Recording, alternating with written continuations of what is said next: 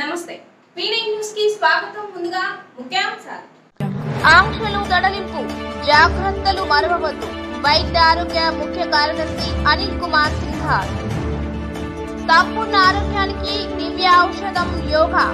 యోగా దినోత్సవ వేడుకల్లో వక్తలు. రాష్ట్ర వ్యాప్తంగా కోవిడ్ టీకా డ్రైవ్ విజయవంతంగా నిర్వహించారని వైద్య ఆరోగ్య శాఖ ముఖ్య కార్యదర్శి అనిల్ కుమార్ సింఘాల్ తెలిపారు. స్థానిక రామ్నగర్లోని నగరపాలక సంస్థ ఉన్నత పాఠశాలలో ఏర్పాటు చేసిన టీకా కేంద్రాన్ని పరిశీలించారు. కోవిడ్ 3వ దశను సమర్థవంతంగా ఎదుర్కొనేందుకు రెమ్డెసివిర్ ఇంజెక్షన్లను, ఇతర ఔషధాలు, వైద్య పరికరాలు సిద్ధం చేస్తున్నామని వివరించారు. కేసులు నమోదు తగ్గినప్పటికీ ప్రజల సామాజిక దూరం, మాస్కులు ధరించడం వంటివి విస్మరించరాదు అని సూచించారు. ఈ కార్యక్రమంలో జిల్లా collector Praveen Kumar, Ongole MP Magunta Srinivasareddy, JCTS Chetan, DMHO Ratnavali, నగరపాలక సంస్థ mayor Gangada Sujatha, RIMS superintendent Sriramulu తదితరులు పాల్గొన్నారు.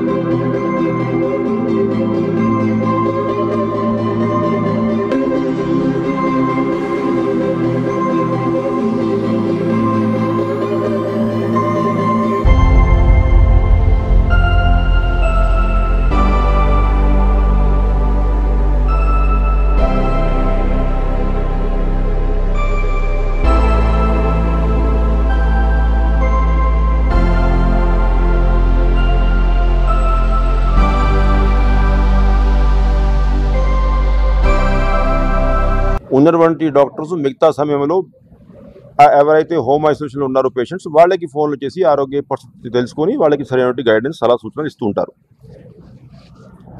ఇంకా మెయిన్గా ఇవాళ ఇక్కడికి రావడం దీనికి ముఖ్యమైన ఉద్దేశం,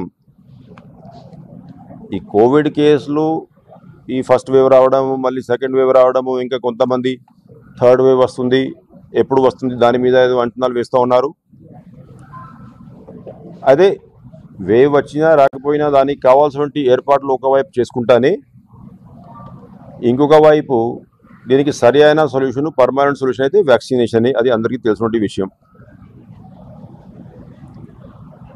అయితే వ్యాక్సినేషన్ ఏదైతే ఉందో గవర్నమెంట్ ఆఫ్ ఇండియా ఇచ్చినటువంటి కోటా ఆధారంగా ఆ స్పీడ్ని బట్టి మనం వ్యాక్సినేషన్ చేసుకుంటా ముందుకు పోతా ఉన్నాం. ఫస్ట్ నిన్నటి వరకు ఉన్నటువంటి వ్యాక్సిన్ పరిస్థితి చెప్పాక దెన్ ఇవాళ ఈ స్పెషల్ డ్రైవ్ గురించి మనం డిస్కస్ చేద్దాం. నిన్నటి వరకు మొత్తం మీద మనం 1,23,16,609 డోసెస్ అడ్మినిస్టర్ చేశాం. కోవిషీల్డ్, కోవాక్సిన్ రెండు కలుపుకొని. ఈ 1,23,16,000 డోసెస్ అయితే ఉన్నాయో అది 26,46,711 మందికి 2 డోసెస్ కూడా ఇవ్వడం జరిగింది. ఇంకా కొంతమంది 70,23,187 మందికి సింగిల్ డోస్ ఇచ్చాం. అంటే వాళ్ళకి ఎప్పుడైతే సెకండ్ డోస్ డ్యూ అవుతుందో దాన్ని బట్టి సెకండ్ డోస్ కూడా ఇవ్వడం జరుగుతుంది. అంటే మొత్తం కలిపి నిన్నటి వరకు 96,69,898 మందికి 1 కానీ 2 కానీ డోసెస్ మనం ఇచ్చి ఉన్నటువంటి పరిస్థితి. దాంట్లోనే ఏదైతే గవర్నమెంట్ ముఖ్యమంత్రి వారు నిర్ణయం తీసుకున్నారో, అంటే 45 సంవత్సరాల వయసు లోపల ఉన్నా కూడా 5 సంవత్సరాల లోపల ఒకవేళ పెద్దలు ఉన్నట్లయితే అటువంటి మదర్స్కి కూడా వ్యాక్సినేషన్ చేయాలి అనేది ఏదైతే పాలసీ మనం తీసుకువచ్చాం, దాని కింద నిన్న సాయంత్రం వరకు 18,70,866 మంది ఉన్నారు ఇటువంటి మదర్స్. దాంట్లో 5,32,522 మంది మహిళలకి వ్యాక్సినేషన్ చేయడం జరిగింది. అయితే రాష్ట్రంలో ఉన్నటువంటి టోటల్ వ్యాక్సినేషన్ కెపాసిటీ ఎంతవరకు ఉంది అనేది మనం అర్థం చేసుకోవాల్సిన అవసరం ఉంది. మధ్య మధ్యలో వార్తలు కూడా వస్తూ ఉంటాయి. అంటే ఈ వ్యాక్సిన్ కొన్ని రాష్ట్రాలు సరిగా చేయలేకపోయారు, కొన్ని రాష్ట్రాలు వ్యాక్సిన్ వేస్ట్ చేయడం జరిగింది. 11,85,653 మందికి ఈ ఒకటే ఒక రోజులో వ్యాక్సిన్ నిర్వహించడం జరిగింది చాలా విజయవంతంగా. దాంట్లో గవర్నర్ ముఖ్యమంత్రి వారిలో ఇచ్చేటువంటి సలహాలు సూచనలు, స్థానికంగా ఉన్నటువంటి ప్రజాప్రతినిధులు వాళ్ళే సలహాలు సూచనలు సహకారం, అదేవిధంగా ప్రతి ఒక్క జిల్లాలో చాలా పకడ్బందీగా తయారు చేసినటువంటి ప్రణాళిక ప్రకారం ముందుకు పోతున్నటువంటి జిల్లా కలెక్టర్ ద్వారంలో ఉన్నటువంటి మిగతా అన్ని డిపార్ట్మెంట్స్, దాంట్లో medical department, revenue department, developmental staff, రకరకాల అన్ని డిపార్ట్మెంట్ స్టాఫ్ కలిసి ప్రత్యేకంగా దీంట్లో ఈ ఇంత పెద్ద ఏదైతే అచీవ్మెంట్ మనం ఇవాళ సాధించాం 11,85,000, దాంట్లో ఈ వాలంటీర్ స్థాయి నుంచి మొదలు పెట్టుకొని ప్రతి ఒక్క వార్డులో అటు సెక్రటేరియట్లో స్థాయిలో ఉన్నటువంటి వాలంటీర్సు, అదేవిధంగా సెక్రటేరియట్ స్థాయిలో ఉన్నటువంటి ఆశా వర్కర్సు, ఏఎన్ఎంస్, గ్రామ సెక్రటేరియట్ స్టాఫ్, అర్బన్లో ఏరియాలో ఉన్నటువంటి వార్డ్ సెక్రటేరియట్ స్టాఫ్, అదేవిధంగా మిగతా ఈ కోవిడ్ కేసెస్ తగ్గుతున్నటువంటి సంగతి అందరికీ తెలిసిందే. దాన్ని బట్టి గవర్నమెంట్ కూడా అప్పటికప్పుడు నిర్ణయాలు తీసుకుంటా ఉన్నారు. అంతకుముందు మనం 5వ మే ఈ కర్ఫ్యూ విధానం ప్రవేశపెట్టేటప్పుడు ఉదయం 6 నుంచి 12 గంటల వరకు ఎకనామిక్ యాక్టివిటీస్ పర్మిషన్ ఇస్తూనే మధ్యాహ్నం 12 నుంచి మరుసటి రోజు ఉదయం 6 గంటల వరకు కర్ఫ్యూ విధానం తీసుకువచ్చాం. తర్వాత మళ్ళీ పరిస్థితి సమీక్షించుకొని దీంట్లో కొంత మార్పు తీసుకువచ్చి ఉదయం 6 గంటల నుంచి మధ్యాహ్నం 2 గంటల వరకు పర్మిషన్ ఇస్తూ సెక్షన్ 144 పెట్టి మిగతా ఎకనామిక్ కార్యకలాపాలు ఇవన్నీ కూడా చేసుకోవచ్చు అని చెప్పి డైరెక్షన్స్ ఇస్తూ మధ్యాహ్నం 2 నుంచి మరుసటి రోజు ఉదయం 6 గంటల వరకు కర్ఫ్యూ విధానం తీసుకువచ్చాను. ఆ తర్వాత మొన్న గవర్నర్ ముఖ్యమంత్రి వారిలో ఉన్నటువంటి పరిస్థితి సమీక్షించుకొని రేపటి నుంచి మళ్ళీ 10 రోజుల పాటు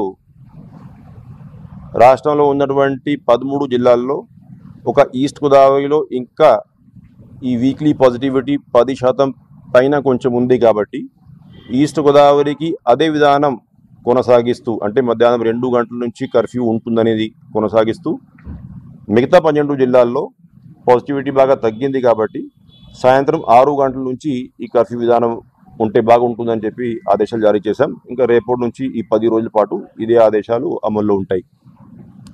అయితే మీ ద్వారా ప్రజలతో చేసింది మనవి ఏంటంటే, ఏదో గవర్నమెంట్ ఏదో ఎకనామిక్ యాక్టివిటీ కోసం రిలాక్సేషన్ ఇస్తూ ఉంది కాబట్టి కేసుల సంఖ్య బాగా తగ్గింది అనే ఉద్దేశంతో ఎట్టి పరిస్థితిలో ఈ మాస్కులు వేసుకోవడంలో కానీ, సామాజిక దూరం పాటించడంలో కానీ, హ్యాండ్స్ ఇవన్నీ శానిటైజేషన్ చేసుకోవడంలో కానీ నిర్లక్ష్యం మాత్రం చేసుకోకూడదని చెప్పేసి మనవి చేస్తూ ఉన్నా. రాష్ట్ర విద్యుత్ శాఖ మంత్రి బాలినేని శ్రీనివాసరెడ్డి సహకారంతో 34వ డివిజన్ గద్దలగుంట నందు ఇంటింటికి ఆనందయ్య మందు పంపిణీకి వైఎస్ఆర్సీపీ నాయకులు శ్రీకారం చుట్టారు. నగర mayor Gangada Sujatha, deputy mayor Vemuri Suryanarayana, YCP నగర అధ్యక్షులు సింగరాజు వెంకట్రావు డివిజన్లోని ప్రతి ఇంటికి తిరిగి ఆనందయ్య మందును పంపిణీ చేశారు. ఈ కార్యక్రమంలో తోటపల్లి సోమశేఖర్, డివిజన్ వైసీపీ నాయకులు పాల్గొన్నారు.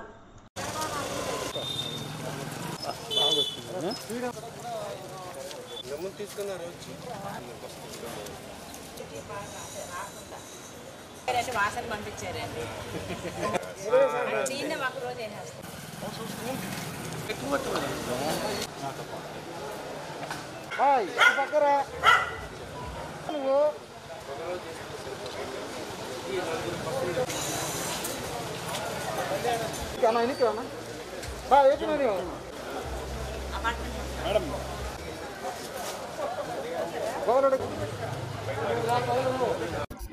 అది ఒక ప్యాకెట్ 4 ఇంటికి సరిపోతుందండి మెంబర్స్కి.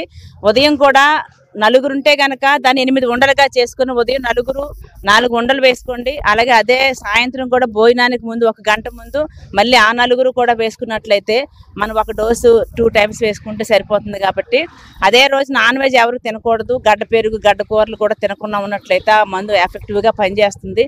ఇది కరోనా రాని వాళ్ళకి అందించే మందుగా మీరు గుర్తించి రాని వారు అందరూ వేసుకొని మీ యొక్క ఆరోగ్యాన్ని కాపాడుకోండి. అంతేకాకుండా ఇప్పుడు మన గవర్నమెంట్ కూడా వ్యాక్సినేషన్ అనే ప్రక్రియని మరి మన మీద ప్రయోగించారు. ఆల్రెడీ 2 వ్యాక్సినేషన్ కనుక వేసుకున్నట్లయితే అది ఒక్కటే మార్గం కరోనా రాకుండా కట్టడిగా అని చెప్తున్నారు. కాబట్టి అది కూడా వేసుకోండి. ఎవరైతే ఇవాళ స్పెషల్ డ్రైవ్ పెట్టి మరి 0 to 5 years ఉండే తల్లులకి అంటే బిడ్డలు 0 to 5 years బిడ్డలు ఉండే తల్లులకి అందరికి కూడా వేసుకోమని చెప్తున్నారు.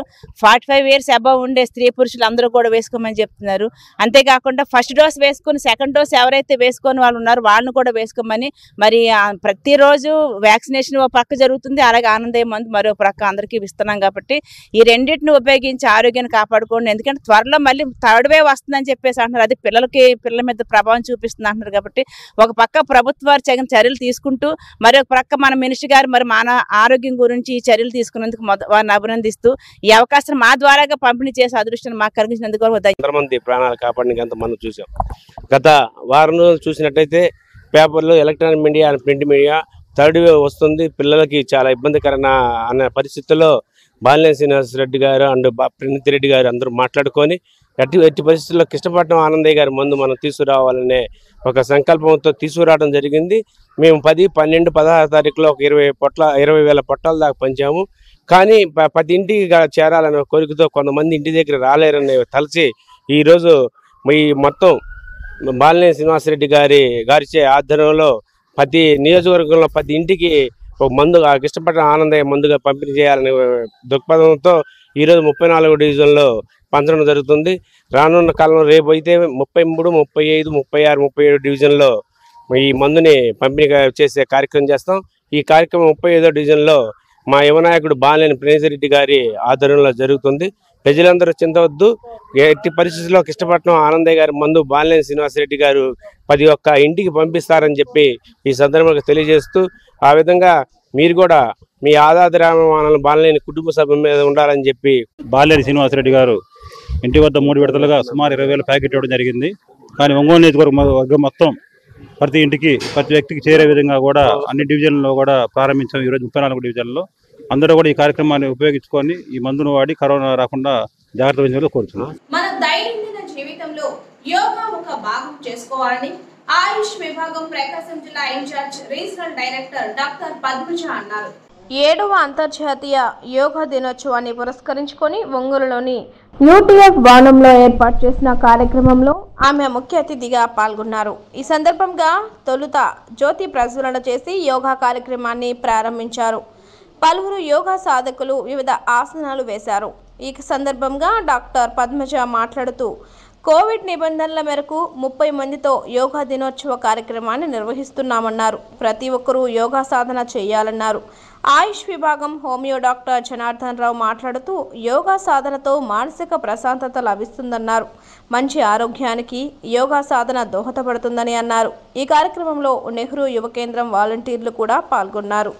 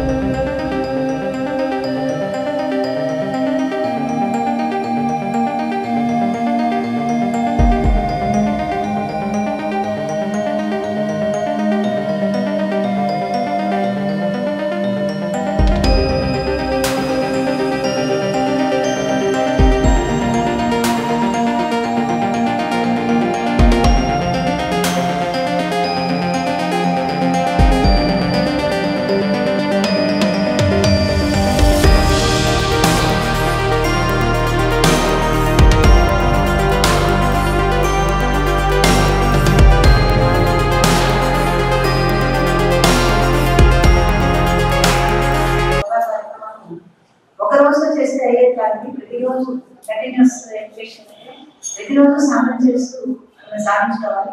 యోగాలో అష్టాంగ యోగాలో యమ నియమాలు చేసి అహింస, సత్యం, అజ్ఞేయం, వస్తేది, ఎంగినేని గ్రహం ఇవన్నీ ఉంటాయి. ఒకదాని తర్వాత స్టెప్ వైజ్ గా ఇవన్నీ సాధిస్తూ ఫైనల్ గా జీవాత్మ పరమాత్మ కలిగిన జ్ఞాన సమాధి స్థితి, అష్టాంగ సమాధి ఆ స్థితికి చేరుకోవడానికి మనం చేసే ప్రయత్నాన్ని ఈ యోగా. ఈ యోగా ద్వారా మన మనసుని చాలా ధైర్యం, శరీరానికి ఆరోగ్యం చేకూరుతుంది.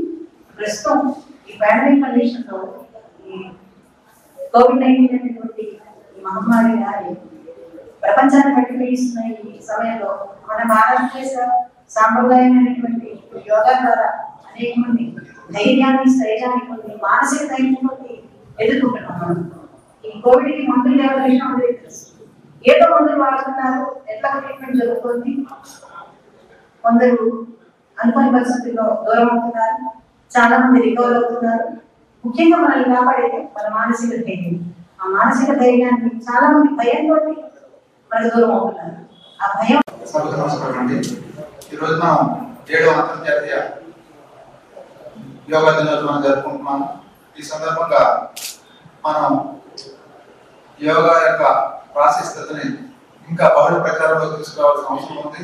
ఇది శారీరకంగా, మానసికంగా ఆరోగ్యాన్ని పెంపొందిస్తుంది. కాబట్టి ఇది ప్రజల్లో బాగా వ్యాప్తి చెందించి ప్రతినిత్యం యోగా అభ్యాసం చేస్తున్నందువలన అందరూ ఆరోగ్యం, ఔషధాలు లేకుండా కూడా మనం ఆరోగ్యం రక్షించుకోవచ్చు అనే విషయాన్ని ప్రజల్లోకి తీసుకెళ్ళినట్లయితే మన సమాజానికి ఇంకా ఎంతో మేలు చేసి వాడడం అవుతాము.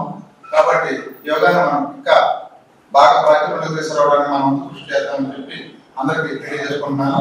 ఈ అవకాశం ఇచ్చినందుకు అందరికీ నమస్కారం తెలియజేస్తాను. 7th International Day of Yoga, and we are know that yoga is a very essential part of our Indian culture. From the ancient time, this yoga has been practiced in our country, and we want to show the world and our new generation also the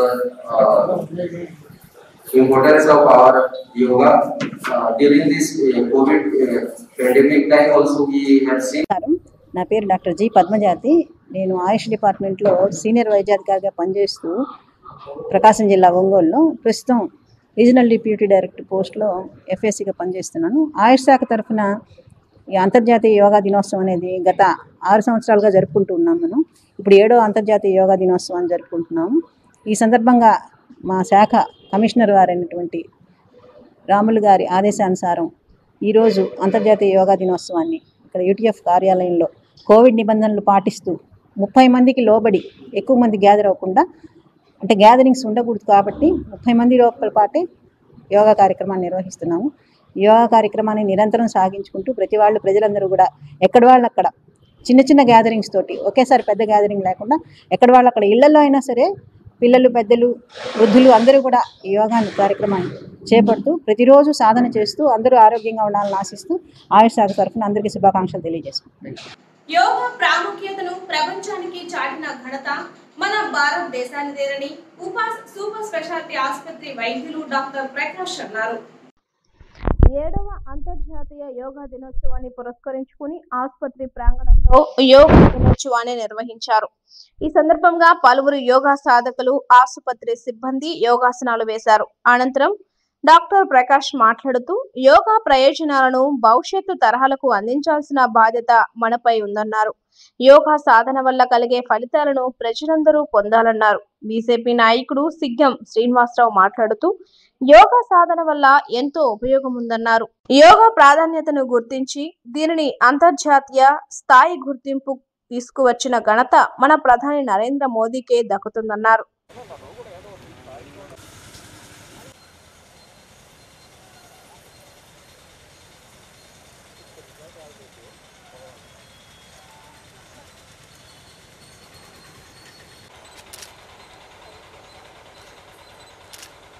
ఇటు తిరగమ్మా.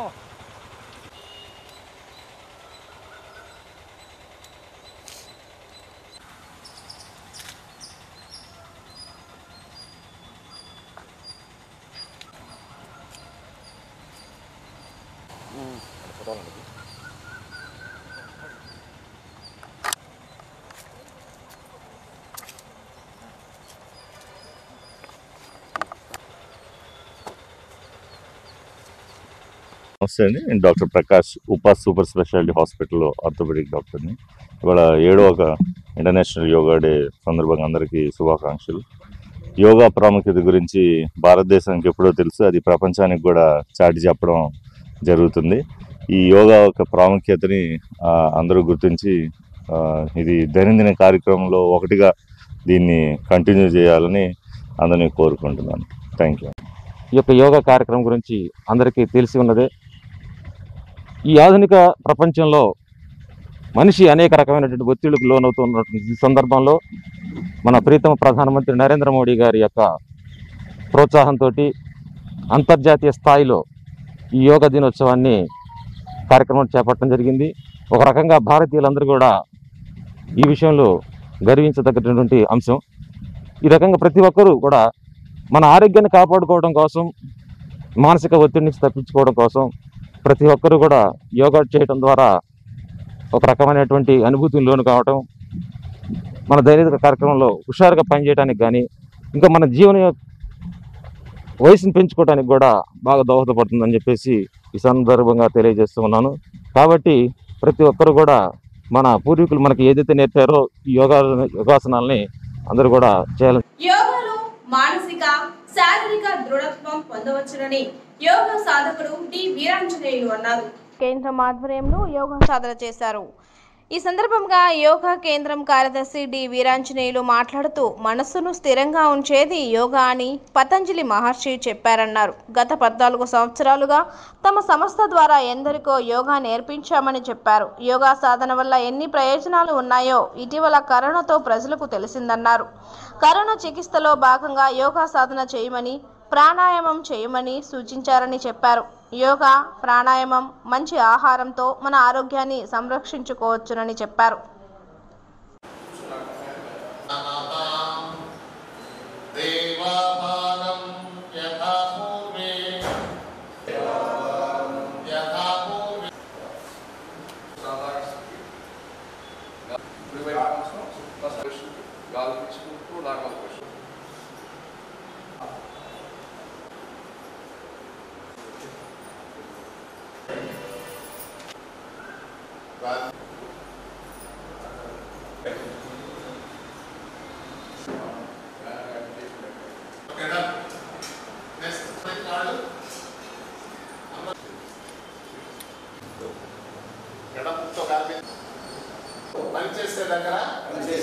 దాదాపు 14 సంవత్సరాలు ఈ సంస్థని స్థాపించాం.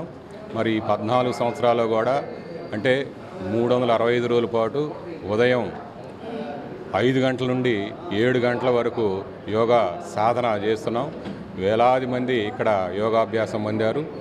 ఇవాళ అంతర్జాతీయ యోగా దినోత్సవం సందర్భంగా ప్రతిసారి కూడా అంటే గత 6 యోగా దినోత్సవాలు కూడా మరి ఆయుష్ శాఖతో కలిపి క్రియాశీలకమైన పాత్ర పోషించాము. ఆ విధంగా మరి ప్రజలందరికీ ఆరోగ్యం సంపూర్ణమైన మానవులుగా తయారు కావాలి అనే ఉద్దేశంతో మేము ఈ యోగా కేంద్రాన్ని ఎస్టాబ్లిష్ చేశాము. ఆ విధంగా జరుగుతుంది. మరి ఇవాళ ప్రత్యేక పరిస్థితులు, కోవిడ్ మహమ్మారి మరి ప్రజల్ని పట్టి పీడిస్తుంది. మరి లక్షలాది మంది మరణించారు.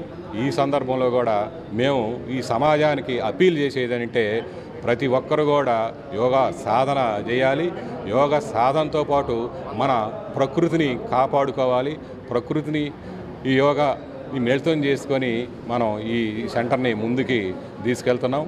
అంతేకాదు ఇవాళ మరి ఈ కోవిడ్ మహమ్మారిలో కూడా మా యోగా కేంద్రం ప్రతిరోజు కూడా ఫంక్షనింగ్లో ఉంది. యోగా సాధన చేస్తున్నాం.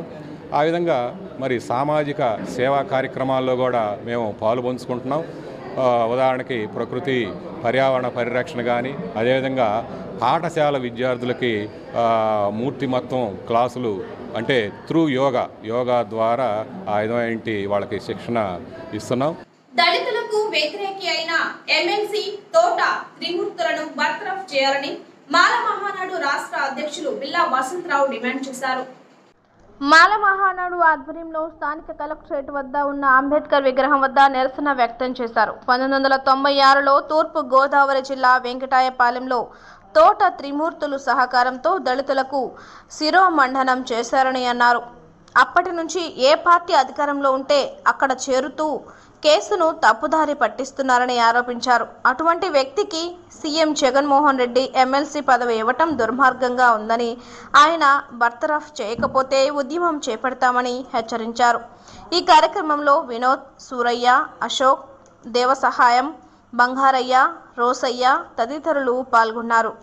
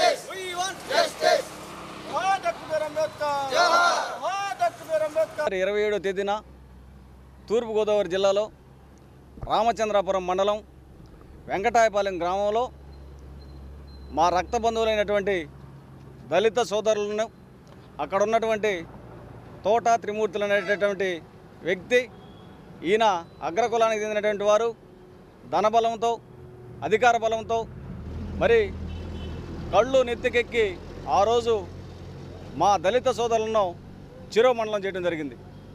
మరి ఈ విషయం ఒక సంచలనాత్మకంగా రాష్ట్రంలో మాయని మచ్చలాగా మిగిలి ఉంది.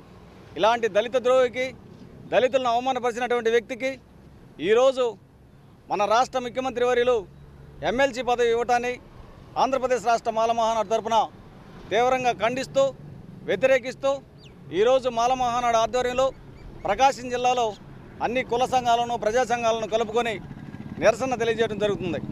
అంతేకాకుండా ఈ రాష్ట్రంలో ఉన్నటువంటి 13 జిల్లాలకు పిలుపునివ్వడం జరిగింది. మాల మహానాడు ఆధ్వర్యంలో దళితులందరూ కలిసి ముక్త కంఠంతో ఈ యొక్క తోట త్రిమూర్తుల ఎమ్మెల్సీ పదవిని బర్తరఫ్ చేయాలని, ఇతను ఎమ్మెల్సీకి అనర్హుడని మాల మహానాడు తరపున తెలియజేయడం జరిగింది. మరి మేము అడుగుతున్నాం జగన్మోహన్ రెడ్డిని, మీరు పార్టీ పెట్టినప్పటి నుండి ముఖ్యమంత్రి అయ్యేంత వరకు ఈ రాష్ట్రంలో ఉన్నటువంటి దళితులు మిమ్మల్ని నెత్తిన పెట్టుకొని మీ అడుగులో అడుగు వేసి మీకు వెన్నుదన్నుగా ఉండి మరి మిమ్మల్ని ముఖ్యమంత్రిగా చేసుకోవడం జరిగింది. అయితే ఈ తోటా త్రిమూర్తులైనటువంటి వ్యక్తి బడా భూస్వామి, పారిశ్రామికవేత్త. ఇతను ఏ పార్టీ అధికారంలోకి వస్తే ఆ పార్టీలోకి కోట్లు పార్టీ పండు కుమ్మరించి అధికార పార్టీలోకి చేరడం జరుగుతుంది. ఆ అధికార పార్టీలోకి చేరి మరి ఇప్పుడు ఈ కేసు 25 సంవత్సరాల నుంచి కొనసాగుతూనే ఉంది. మరి ఏ పార్టీ అధికారంలోకి వస్తే ఆ పార్టీలోకి వెళ్ళి ఈ కేసును మరి వెనకేసుకుంటూ వస్తున్నాడు. మరి 2004లో మరి దళిత సంఘాలు, కుల సంఘాలు అన్నీ గగ్గోలు పెడితే అప్పుడున్నటువంటి రాష్ట్ర ప్రభుత్వం పుట్టుస్వామి కమిషన్ అనే ఒక కమిషన్ వేసి మరి ఈ తోటా త్రిమూర్తులపై కేసు పెట్టించి విశాఖపట్నంలో కోర్టులో ప్రస్తుతం నడుస్తూ ఉంది. మరి ఈ కేసు 2016 హీరింగ్కి వస్తే అప్పుడున్నటువంటి ముఖ్యమంత్రి మరి చంద్రబాబు నాయుడు గారు హుటాహుటిన పీపీని బదిలీ చేసి మరి ఈ యొక్క తోటా త్రిమూర్తులను పైనేసుకుని రావడం జరుగుతుంది. మరి ఇప్పుడు జగన్మోహన్ రెడ్డి మా దళితులు మేము మంచికి మారు పేరు మాల అయితే మాలను నేను అవుతాను అని జగన్మోహన్ రెడ్డి అన్నాడు. మా యొక్క మేనత్తలను మాలలకు ఇచ్చాం కాబట్టి నేను మీ మేనల్లుని అని అనడం కూడా జరిగింది. మేము ఎంతో ఆశగా ఎదురు చూస్తున్నాం. 25 సంవత్సరాల నుంచి ఈ తోటా త్రిమూర్తులకు చట్ట ప్రకారం, న్యాయం ప్రకారం, రాజ్యాంగం ప్రకారం ప్రజాస్వామ్య దేశంలో ఇతనికి శిక్ష పడిద్ది ఈ జగన్మోహన్ రెడ్డి గారి ప్రభుత్వంలో అని మేము ఎంతో ఆశగా ఎదురు చూసాం. కానీ హుటాహుటిన నిన్నగాక మొన్న ఇతన్ని పార్టీలో చేర్చుకొని ఇతనికి ఎమ్మెల్సీ పదవి ఈ జగన్మోహన్ రెడ్డి గారు ఇవ్వటాన్ని ఈ రాష్ట్రంలో ఉన్నటువంటి దళితులు మరి అందరూ వ్యతిరేకిస్తూ ఖండిస్తున్నాం. కాబట్టి జగన్మోహన్ రెడ్డి గారు కాదు, చంద్రబాబు నాయుడు గారు కాదు, ఈ రాష్ట్రం ఇలా తగలబడింది. మరి ఏ పార్టీ అధికారంలోకి వచ్చినా కేవలం ఓటర్లుగానే ఈ దళిత గిరిజనులను వాడుకుంటున్నారని సోదరులారా ప్రతి ఒక్కరు గమనించుకోవాలని నేను మాల మహానాడు తరపున తెలియజేస్తున్నాను. ముఖ్యాంశాలు మరోసారి ఆంక్షలు సడలింపు, జాగ్రత్తలు మరవవద్దు. వైద్య ఆరోగ్య ముఖ్య కార్యదర్శి అనిల్ కుమార్ సింఘాల్. సంపూర్ణ ఆరోగ్యానికి దివ్య ఔషధం యోగా. యోగా దినోత్సవ వేడుకల్లో వక్తలు.